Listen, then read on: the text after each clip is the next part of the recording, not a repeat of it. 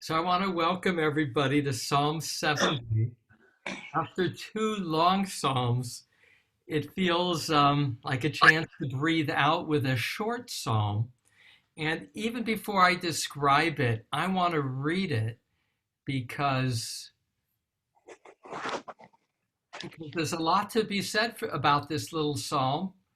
But I thought it'd be important to first read Psalm 70. And again, I delight in the odometer now moving with that left number up to 7 as we move forward in our study of Psalms.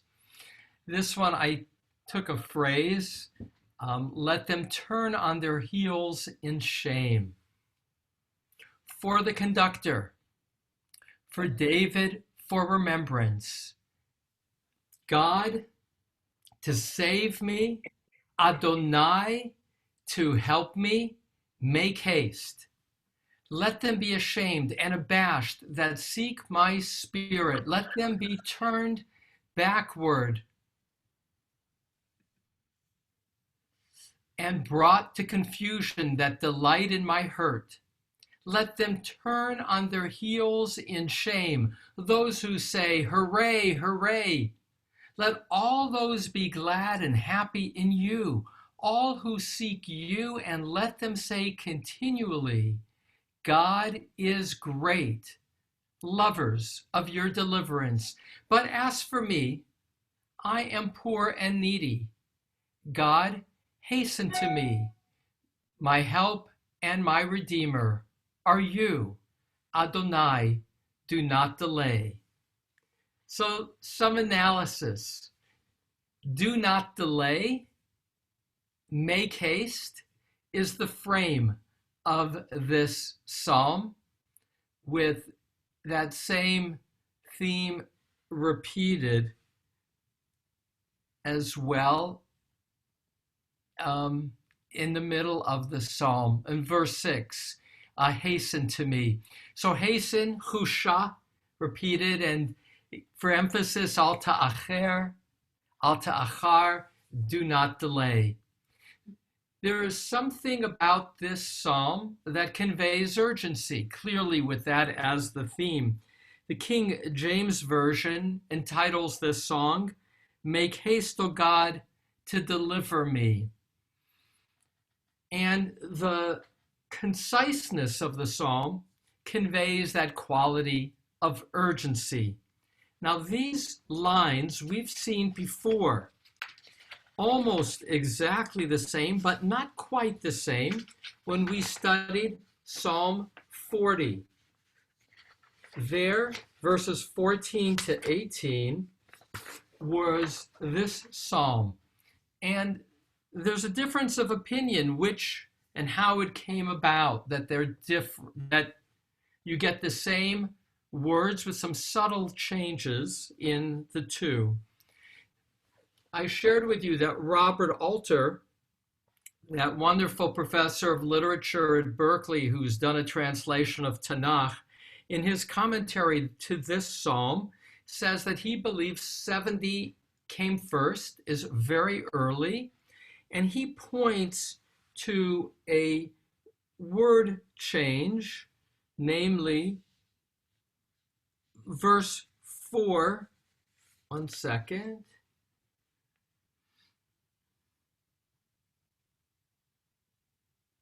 Yeah, verse 4 here reads, Yashuvu al Ekev, let them turn on their heels. And in verse 16 of Psalm 40, it's Yasomu al Ekev, which is let them be appalled, and their Akev is on account of or following their shame. And he says that in context, Yashuvu, returns, makes more sense. But there's another reason to suggest that 40 came after 70. As I compared the two Psalms, there's more, they are very similar, but there are different added words in 40, and the addition seems to be accretion, something that's added later than the more distilled version of Psalm 70. One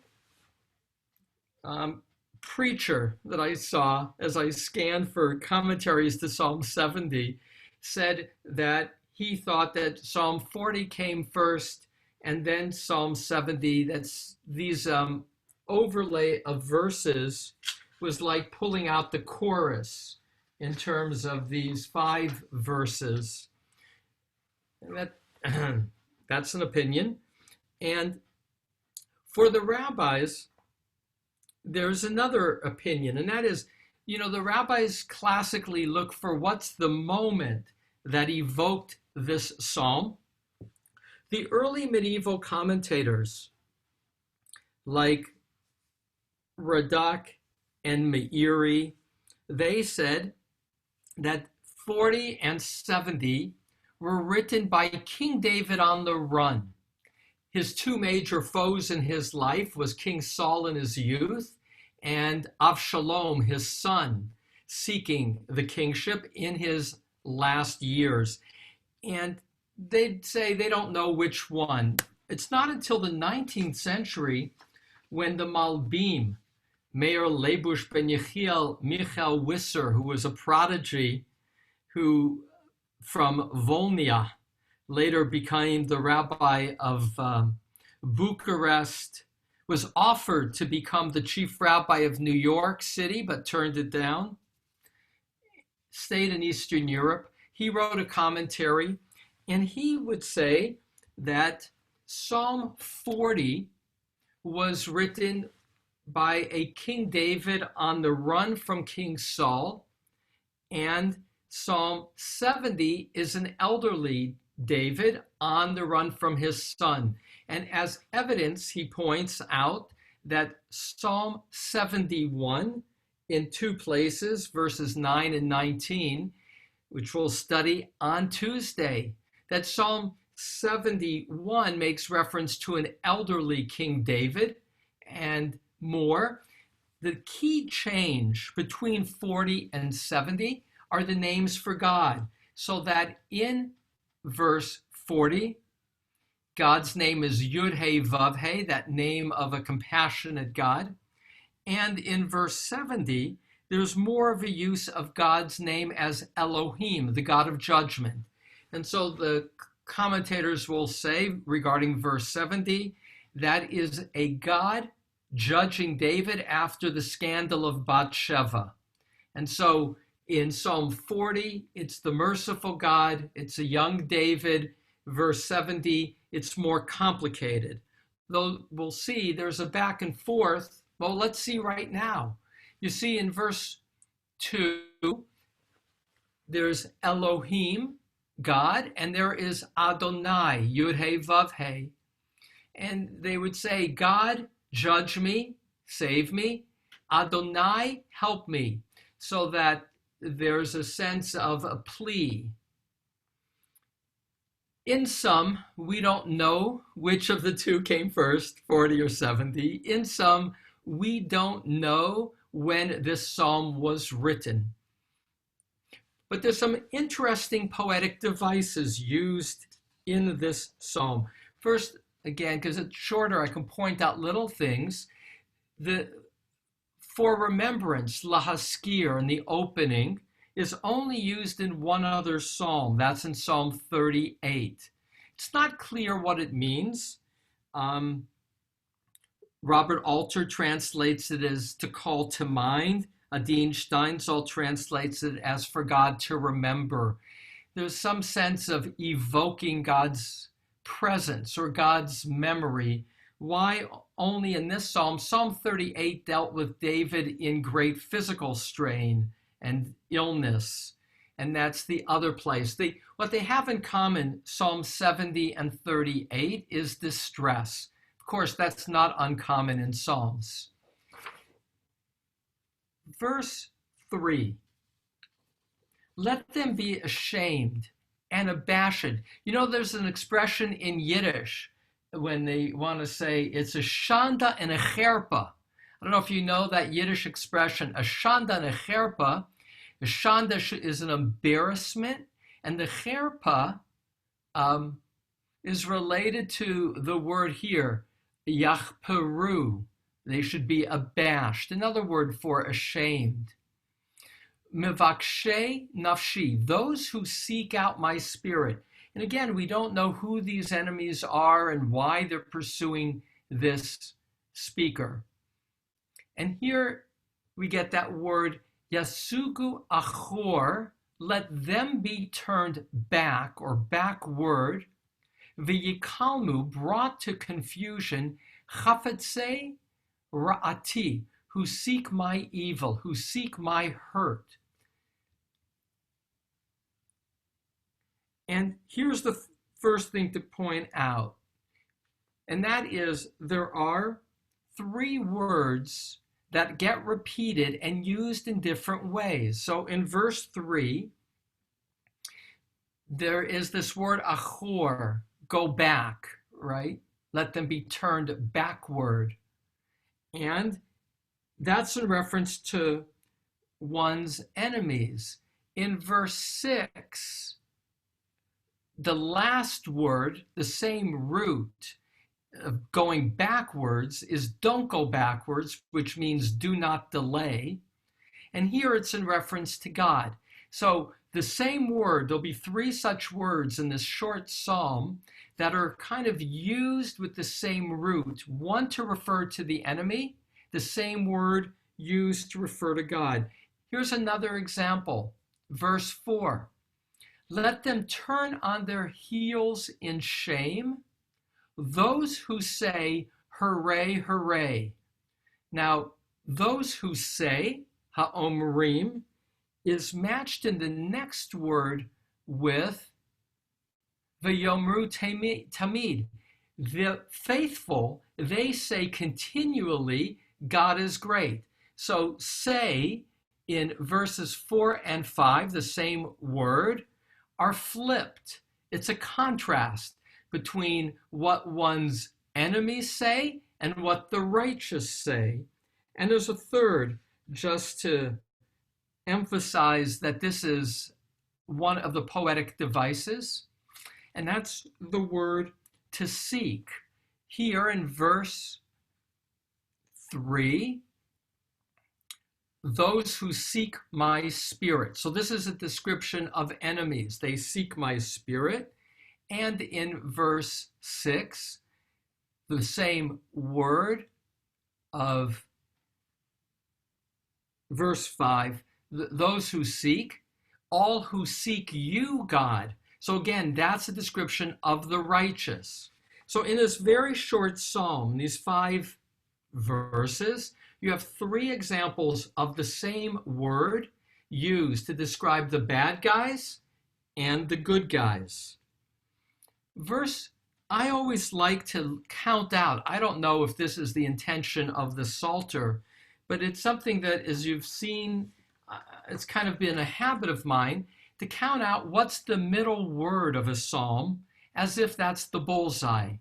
In this case, remarkably, it comes in verse 5, because verse 6 is long and verse 5 is long, and that makes let all those be glad, yasisu, becomes the middle word of this psalm, which again is an interesting contrast.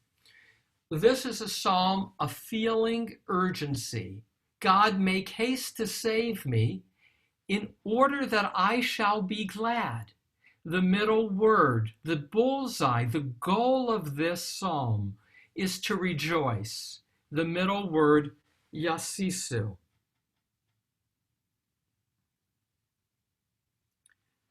There are two phrases here that are not only in quotation marks, but that come with exclamation marks, at least as I punctuate it. So verse 4, let them turn on their heels in shame. By the way, there too there's ambiguity. It can be understood in 3 different ways. The phrase of may they return on their heels can be translated as may they retrace their steps in shame, meaning, may they go back from where they come.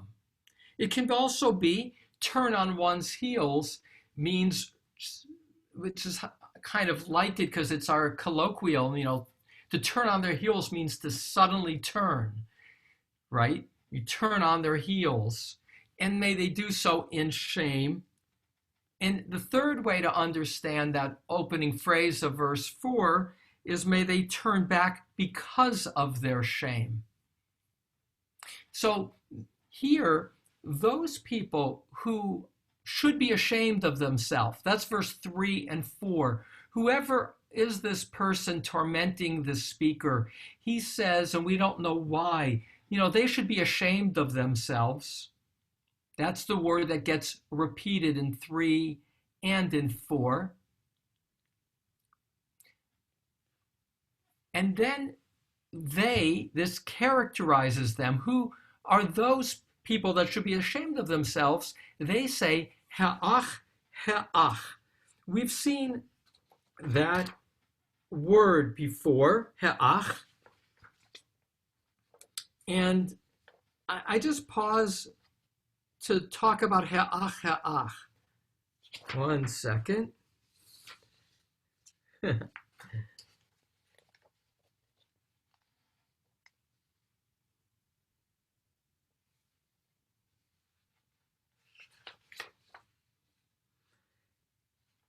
It appears 12 times, this phrase, ha'ach. The word ha'ach appears 12 times in Tanakh. It appears once in Isaiah, 3 times in Ezekiel. We saw it twice in Psalm 35. It's also verse 16 of Psalm 40 and here, and once in Job. And so for me, the question was how to translate ha'ach, ha'ach.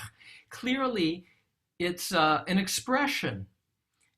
And I found a lot of different ways that it got translated. So Martin Cohen translated it as hurrah, hurrah. The King James Version, Art Scroll, Richard Levy, the more common translation is aha, aha. When I translated previously Psalm 40, I translated as ha, ha, as words of derision, ha, ha. But Steinsaltz, which is a more recent translation, translates it as hooray, hooray. And I stayed with hooray, hooray. Here's why. In looking at the other ways it's used, as in Ezekiel, it's used as an expression of celebration of the foe. So in Ezekiel, the foe is celebrating the destruction of Jerusalem and says, ha'ach, which is hooray. So in that sense, ha'ach, ha'ach, as used, seems to be not just mocking, which is how I understood it earlier, and it still can be, which is ha ha, like I got the better of you, ha ha, but hooray, hooray, in the sense of I am victorious over you.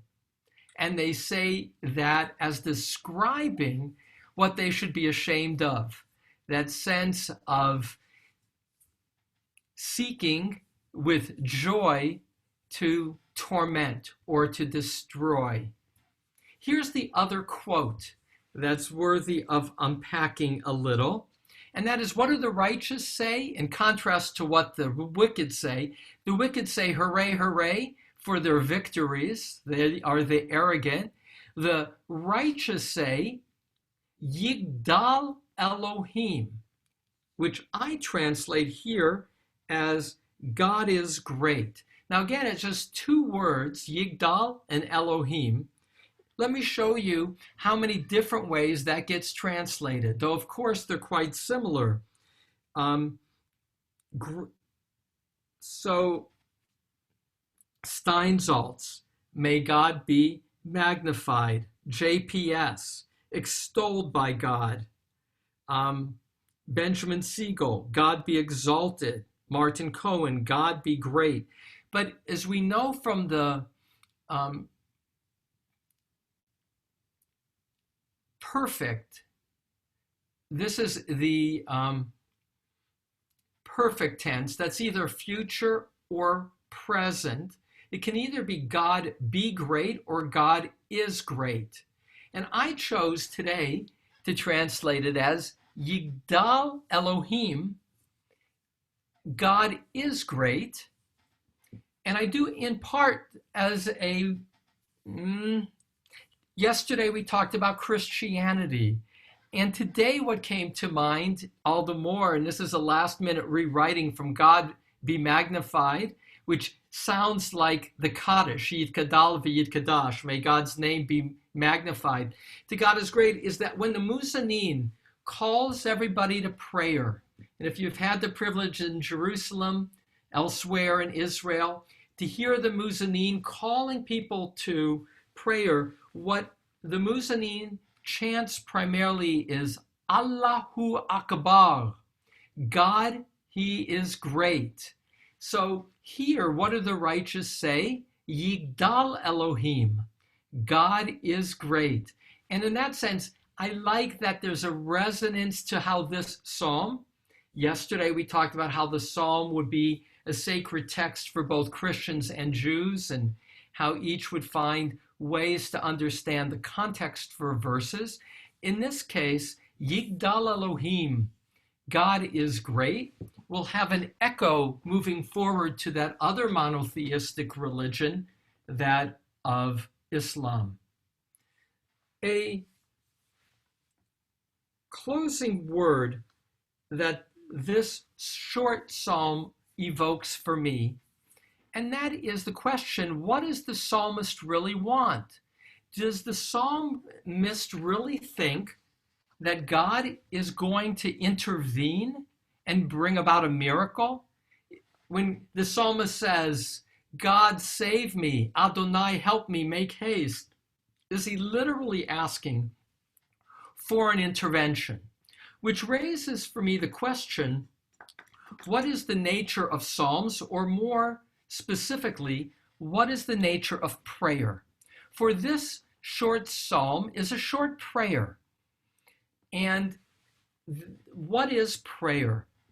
And that's part of the power of a psalm versus simply a poem. Here the audience is God, which is the nature of the psalms.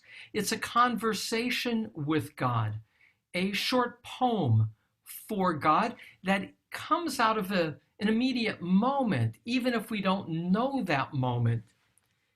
My own understanding of prayer and the nature of prayer, I've mentioned before, is an exercise of writing a letter to God as the nature of prayer. When we write a letter to God, we do so with a mindset, which is not theology. It's a leap of faith in the moment, that there is a caring presence who knows us, who cares about us, that we can express our deepest yearnings to. And so in a moment of crisis, we say out loud, God help me. It's speaking in, and again, different people have a different association with the nature of that listening presence. But what they share in common is that there's a caring presence who knows us. And because God knows us, we are spontaneous in what we express. We are honest and unfiltered because God's not going to tell anybody what we're saying. And our deepest longings can emerge, as in this prayer. And when we express our deepest yearnings, what we gain is clarity as to what our deepest yearnings are. It can provide catharsis by having expressed it, and it can be a call to action. It's not necessarily saying, God, do a miracle, but God, give me the strength to overcome this crisis. Let those who would harm me be ashamed of themselves is a deep emotional expression, not necessarily a request for intervention as such. And more, the recording of a prayer, of a psalm, evokes a memory of when we were in that place where we called on God, and somehow, by our own strength, by the change of the other, things changed.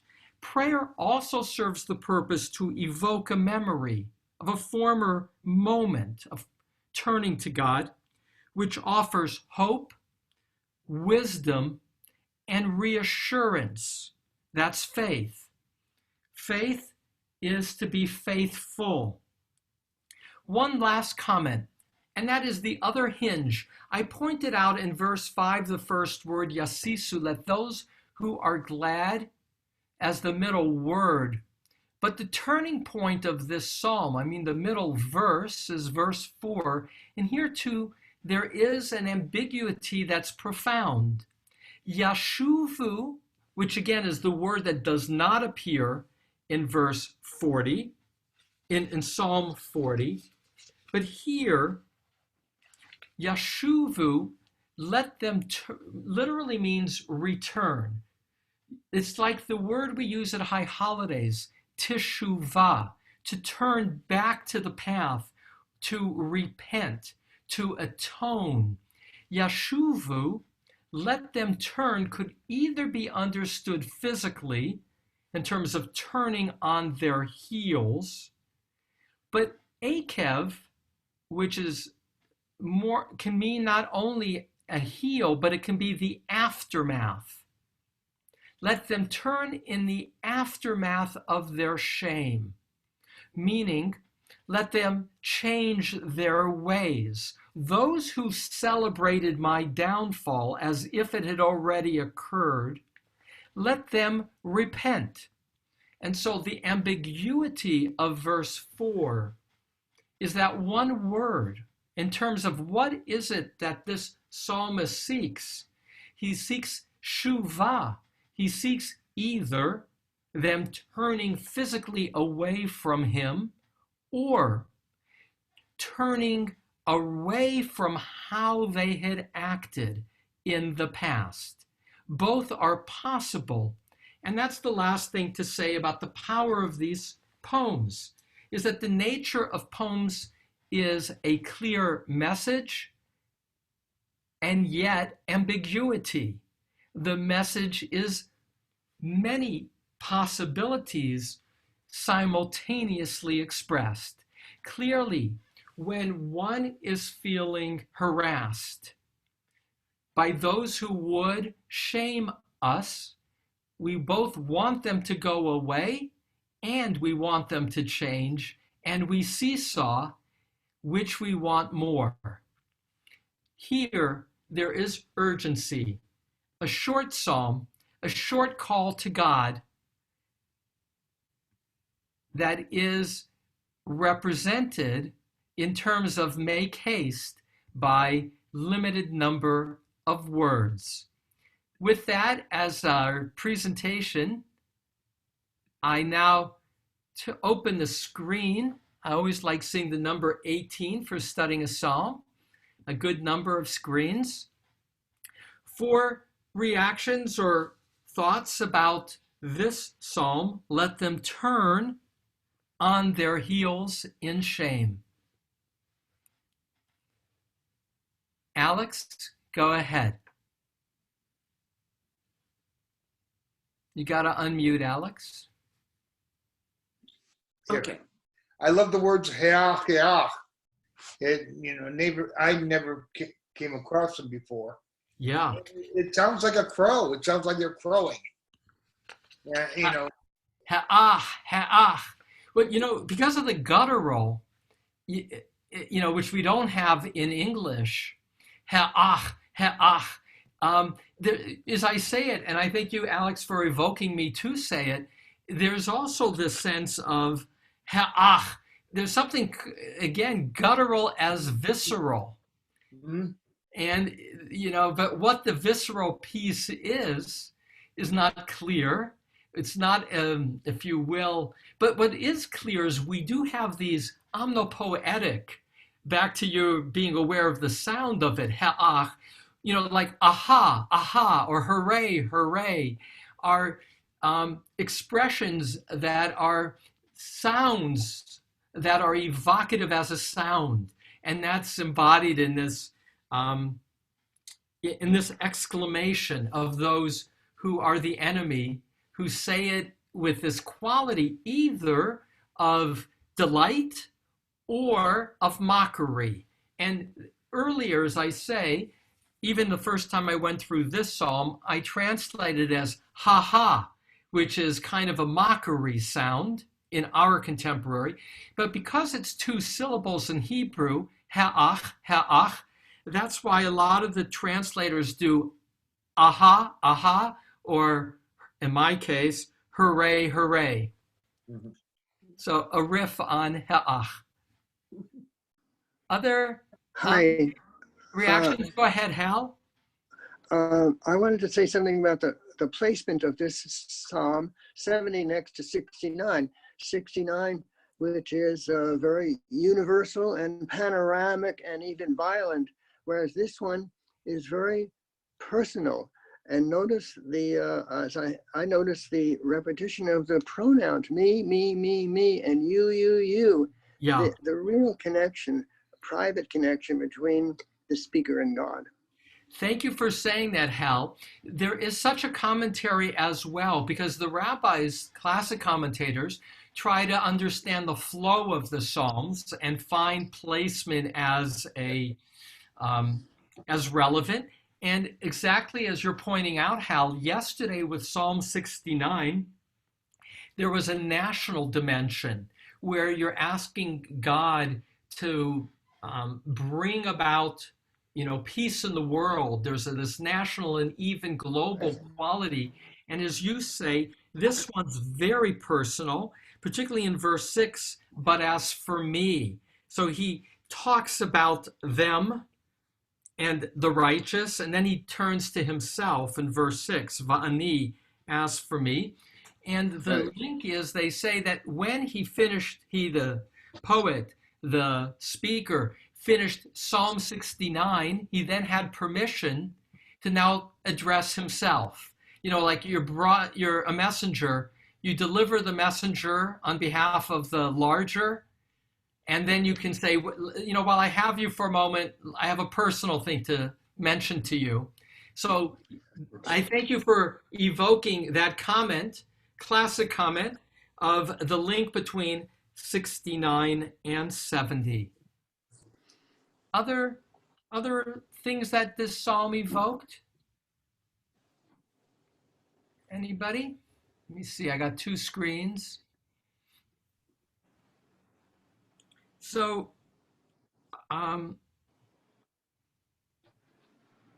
if I may just make a quick comment, this is an aside. It's not. Go ahead, Richard. When we read, going through here in verse 3, those that seek my spirit, and that poetic use of my spirit reminded me, as we were going through, of my grandmother, who would occasionally talk about keeping body and spirit together. And for whatever reason, I don't know why necessarily that came up, but she also used that sort of poetic form of that idea. Anyway, that's kind of an aside. Well, that's a helpful aside, and it allows me to do a little bit of a riff on this reoccurring word of my spirit, in Hebrew, nafshi. We saw yesterday in Psalm 69 that the waters were rising up to his nefesh, and that is, as translated yesterday, up to his neck. That's also how the same word is used within the Bible. Spirit means also life. It's also translated as life, as nefesh is breath. And they who seek my spirit is they who seek my life. But as your mother would say, Richard, there's body and spirit, which is to say, there's an element here of also ambiguity. It can either mean they're seeking to kill me, right, to take my life, or they're seeking to corrupt me. They're seeking to, if you will, taint my spirit. Here we don't know what the nature of the attack is, but what we see in verse 3, let them be ashamed and abashed that seek my spirit, is both and either my body and my soul, that which defines who I am at my core. And so the word nafshi, which is the word most commonly used in Psalms for soul, is also physicality and, again, core identity values. So thank you for allowing me, Richard, to honor your mom and also to riff a little on this word nafshi, which is the focus here for the psalmist.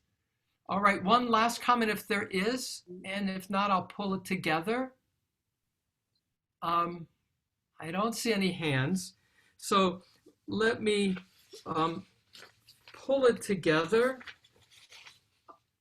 to say that this psalm, even though there's this overlap with Psalm 40, and it's been a while since we studied Psalm 40. And again, I'm just delighted to have this time with each of you, and I want to thank each of you. I started off because it was COVID, and I had wanted to study Psalms for a long time. And it's my last big act as a pulpit rabbi in terms of a focus. But even when I was studying the Zohar, which was my last big project, a 5.5-year project, I was highlighting particularly the Psalms, because Psalms I've always been drawn to. Some of my most important teachers in rabbinical school were lovers of Psalms, and I'd never taken the time to really study them. And what I find evoked today as an example is that Psalms are this distinctive kind of poetry to God, which puts one's own yearnings, again, into very clear relief. One can see very clearly the core of a yearning and the nature of believing in a presence of care, a presence of justice, as we repeatedly see in Psalms, who is there to accompany us in life. And in that sense, Psalms represent both question and yearning and faithfulness to both the past and the hopes for the future. With that, let me invite anybody who has Kaddish to join together. And today I'm going to do it on the Aramaic side to honor our loved ones. Yitkadal, V'yitkadash, Shumei Rabbah, Amen. Ba'alma Yikra Kirutei, Mamlich Malchutei, V'chaye Hon, V'yomei Chon, V'chaye B'chol Beit Yisrael, Ba'agala Uvizman Karim V'imru. Amen.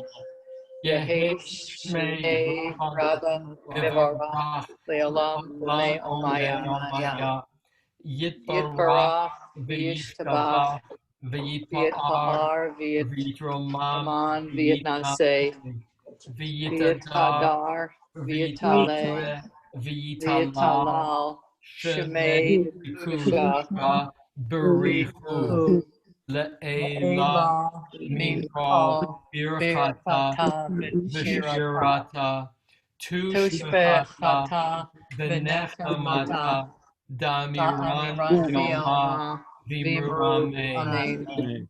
Yehi Shlam Rabba Min Shemaya, V'chaim V'chaim Aleinu, Aleinu Ve'al Ve'al Kol Kol Yisrael. Yisrael V'imru Amen. Amen. Os Oseh Shalom Shalom B'romav Hu Ya'aseh Ya'aseh Shalom Shalom Aleinu Ve'al Ve'al Kol Kol Yisrael Yisrael V'kol Ve'al Kol Yoshvei Yoshvei Tevel Tevel V'imru Amen. Amen. So if my many books of commentaries on Psalms, this one is by Art Scroll, which is where I get a lot of the classic Jewish commentators. We finish this book next week. It's Psalms 1 to 72. It's a 2-volume set. Oh. And that's to say, the rabbis divide Psalms in the Talmud into 5 books, like the 5 books of Moses. So Psalms are the 5 books of David. And the second book is, I think it's 41 to 72. So next week, as we pick up with Psalms 71, 72, and 73, on Wednesday, we will be celebrating the end of the second book of Psalms. Thank you each for joining today and for each of the days you join.